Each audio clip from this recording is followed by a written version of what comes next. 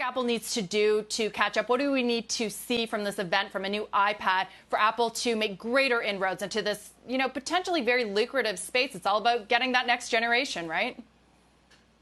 Yeah, I mean, it's a really interesting comparison between an iPad and a Chromebook. When I talk to people in education, a lot of the hesitation around iPads hasn't only been cost, but also durability. If you're going to deploy all of these laptops to, at this point, all your students, or if we hope it's all your students, depending on the areas where these are being deployed, you want to have a robust, rugged type of system that isn't going to just break. And so iPads haven't exactly been that. It's a big piece of glass.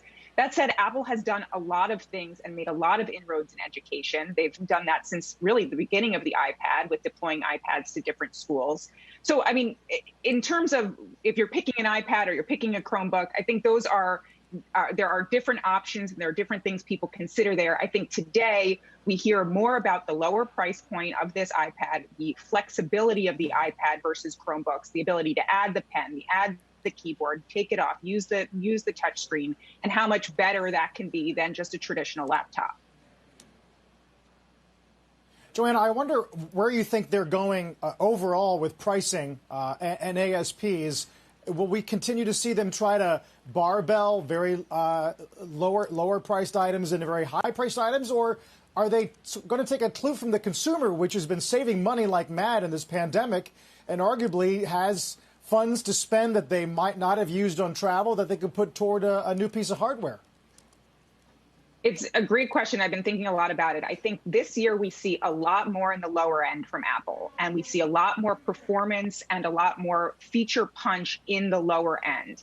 People will have to make tough decisions. Do I want this X, Y, and Z feature? If I do, I'm going to have to pay a little bit more. But I think what we're going to see today with the watch is that we've been hearing a lot of reports about a lower end watch. A watch SE, as you would call it, a special edition watch that is cheaper than what's going to be the new Series 6 watch. And I think this is, by the way, not new. Apple has always lowered the price on the previous year's model. But this year, they can do it a little bit differently. They can market a little bit differently to say, this is a new watch for a lower end that comes in at a lower end price. And you're getting all the goodness of all of what we offer here: health, fitness, notifications. You just have to pay a little bit less for this, or you can pay a little bit more for the higher end. Let's talk more about the watch, Joanna. We were talking to our Chrissy Farr earlier about expected health features.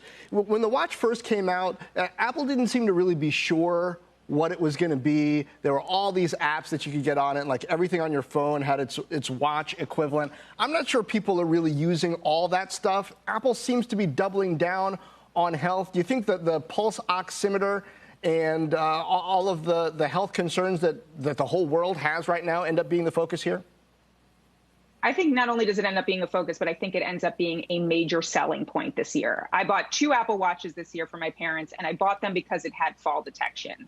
That was a health feature that was introduced 2 years ago, and I said then it was going to be a big deal, and it has been a big deal for this older generation at adopting these watches. I think these health features will only do that in these different demographics. Yes, especially with the backdrop of COVID, pulse oximetry is important. It is not the most important thing in figuring out if you have COVID, but it is one of the signs. We're also apparently going to hear about this anxiety detection. Nobody doesn't have that these days, so I can see that being very popular with, well, everybody.